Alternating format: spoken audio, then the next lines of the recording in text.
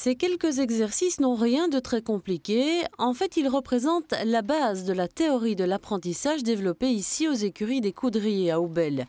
Une théorie basée sur l'éthologie. Ici, c'est la science qui régit les techniques d'apprentissage. Ce que j'ai montré, c'est en fait les réponses de base que je veux.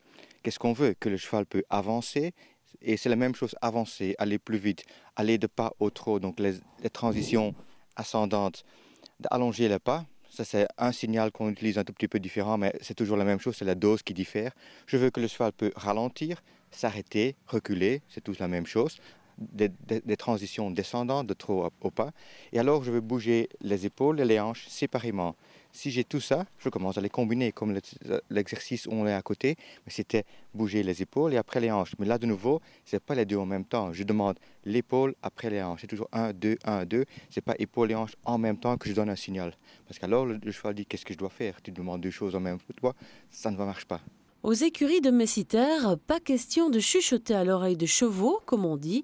Les signaux donnés sont clairs et précis et c'est ce qui permet au cheval de s'y retrouver et de ne pas développer des problèmes de comportement. On part du principe qu'à partir du moment où on veut utiliser un cheval ou avoir un cheval, la moindre des choses, je pense, c'est de savoir comment il fonctionne.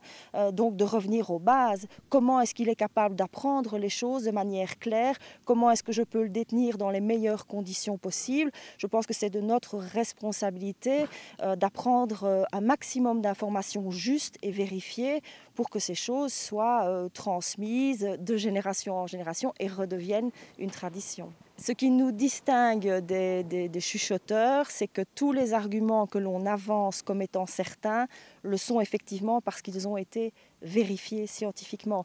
Donc l'expérience, c'est portée dans les mêmes circonstances sur des dizaines ou des centaines de chevaux à plusieurs reprises. Ça a pris des années de travail, c'est incontestable. Le BCAS serait donc aujourd'hui un centre d'apprentissage tout à fait unique en Belgique, mais aussi en Allemagne et aux Pays-Bas. L'idée est toujours d'améliorer le bien-être des chevaux, ses performances et de sécuriser davantage les cavaliers. Cette technique d'apprentissage, c'est aussi une manière de mieux comprendre son cheval et d'améliorer sa relation avec lui.